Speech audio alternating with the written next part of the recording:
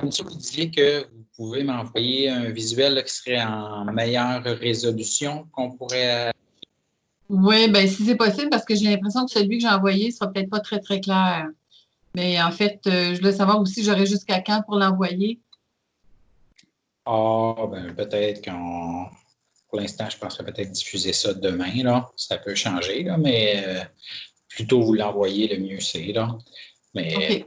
si c'est en basse résolution, on peut aussi le montrer avant, là, pendant que moi j'introduis l'entrevue, là. Ben, c'est juste que dans un premier temps, moi, je l'ai reçu en PDF. Fait que faut que je le transforme en JPEG, puis c'est ça, j'ai pas. À moins que vous autres, vous puissiez bien travailler avec un PDF, mais. Envoyez-moi ce que vous pouvez, puis on va se débrouiller avec ça. De toute façon, vous allez bien expliquer là, comment ça fonctionne et tout ça. Vous êtes prêts? Parfait. Oui. Alors, en cette période de pandémie et de distanciation sociale, beaucoup d'activités prennent une forme virtuelle. C'est maintenant le cas de la marche pour l'Alzheimer organisée par la Société Alzheimer de la Naudière. Pour nous expliquer un peu le fonctionnement, on rejoint par vidéoconférence Michèle Bolduc, qui est coordonnatrice aux événements et aux communications pour la Société d'Alzheimer de la Naudière. Bonjour, Mme Bolduc. Bonjour. Merci pour l'invitation.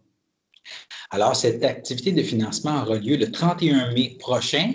Comment les gens vont se coordonner et comment on peut s'y préparer, là? Mais en fait, oui, cette année est complètement différente, hein.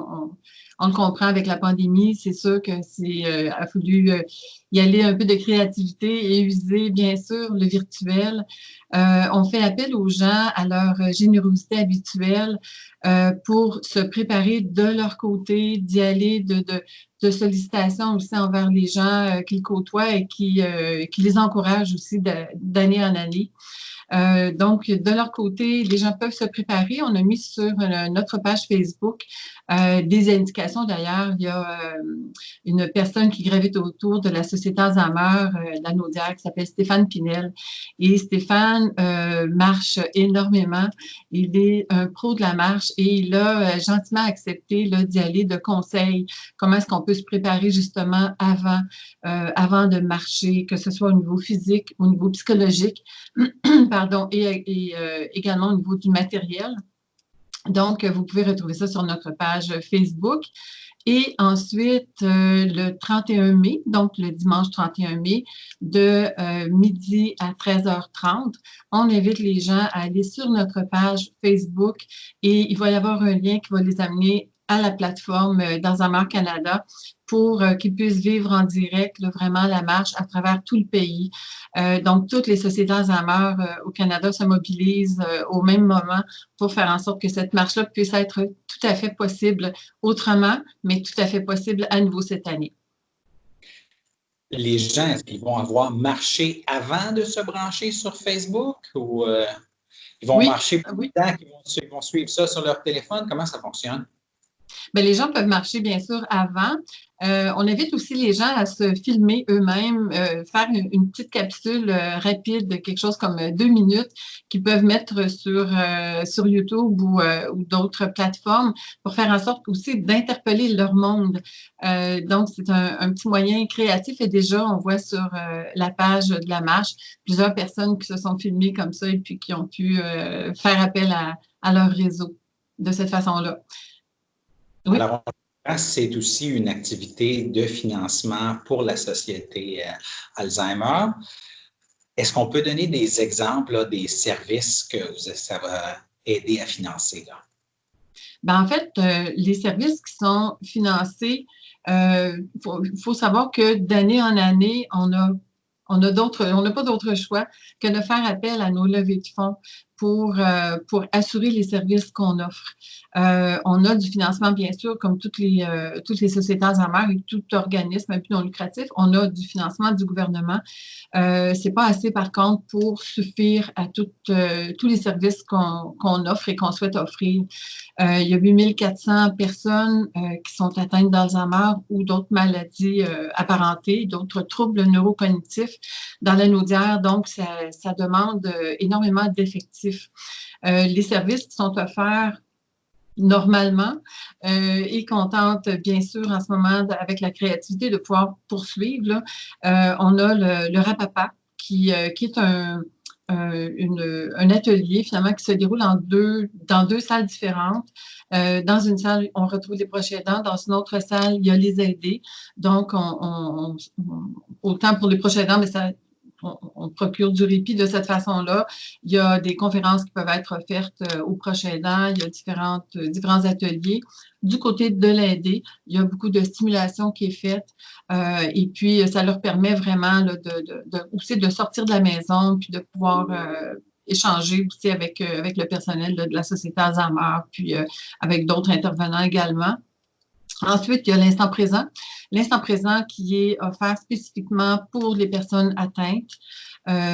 Donc, également, en temps de pandémie, on fait preuve de créativité. Il y a Cynthia qui, de son côté, une de nos intervenantes qui fait des Zooms à la maison, puis avec les personnes atteintes là, à distance, tout ça. Ça se déroule quand même, je vous dirais, quand même assez bien. La petite difficulté, comme on peut bien l'imaginer, c'est le fait que ce n'est pas toutes les personnes qui ont accès facilement au web, ou que ce soit à travers Zoom, Skype ou d'autres plateformes.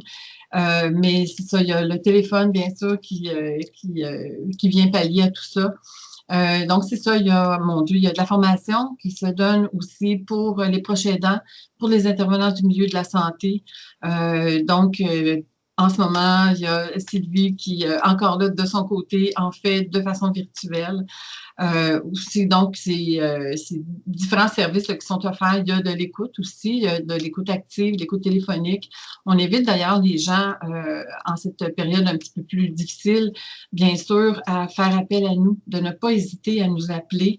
Il y a beaucoup d'isolement. Hein, on entend parler de l'isolement depuis plusieurs semaines maintenant. On savait que ça existait, l'isolement, mais maintenant, on est vraiment confronté à cet isolement-là encore plus, de façon plus marquée. Donc, j'en profite je saisis l'occasion là, pour faire appel justement aux gens de ne pas hésiter de nous appeler en ce moment. Justement, là, il y a beaucoup en cette période de pandémie, là, des proches aidants qui vous appellent. J'imagine que ça doit être assez angoissant, la situation. Là, pas toujours évident d'expliquer à une personne qui est en perte au niveau de la mémoire et tout ça, qu'elle doit respecter le 2 mètres, de se rappeler de ne pas toucher le visage, de faire attention où elle met les mains. Tout ça, ça doit être une grande source de stress là, pour les proches aidants.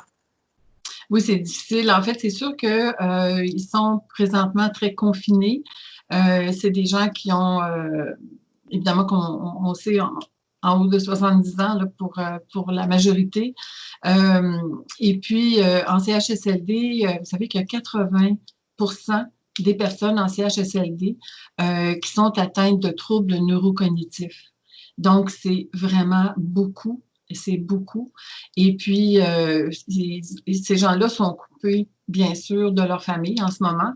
Ceux qui sont à la maison, on peut dire qu'ils sont un peu plus privilégiés. Hein, c'est certain, ils ont leur monde avec eux. Par contre, ils vivent beaucoup l'isolement. Beaucoup, beaucoup. Et c'est des gens qui, en ce moment, autant le proche que la personne atteinte, leur routine est complètement bouleversée en ce moment. Ils sont coupés beaucoup évidemment de l'extérieur. Et puis, pour la personne atteinte, ça veut dire manque de stimulation, beaucoup. Et c'est tout à fait normal. Et c'est sûr, un exemple, quand on fait des groupes, on parlait du Rapapa tantôt, il y a beaucoup de stimulation qui est faite auprès de la personne atteinte. Et puis là, présentement, c'est une période qui est très, très stressante pour tout le monde. Ça vient changer les habitudes. Donc, en tout cas, on fait face présentement à des difficultés là, qui sont liées au fait de justement de ne plus avoir ces contacts-là. Nous, on a des accompagnatrices qui font tout de même un travail exceptionnel, qui appellent les personnes atteintes, qui appellent les proches aussi, nos intervenantes de leur côté également, mais on sait que le contact, évidemment, n'est pas là. Donc, on espère bientôt. On est à l'affût, nous aussi, là, de voir comment est-ce qu'on pourra, dans un avenir le plus rapproché possible, fonctionner à nouveau. Alors, une personne a écouté l'entrevue, elle est disposée à marcher quelques kilomètres, elle aimerait aider la société. Comment ça fonctionne pour s'enregistrer comme participant, enregistrer les dons? Oui, ben en fait, la personne peut tout simplement aller sur le site web de la marche ou nous appeler. Le site web de la marche, ils peuvent aller sur marchepourlalzheimer.ca. On va pouvoir là, fournir les coordonnées. Et puis, les personnes peuvent également nous appeler tout simplement pour s'enregistrer, faire un don. On fait ça de manière très, très simple. Le bon vieux téléphone. Donc, les gens peuvent nous appeler au 450-759-3057. 450-759-3057. Et puis, à ce moment-là, bien sûr, on peut le faire là, à distance sans problème.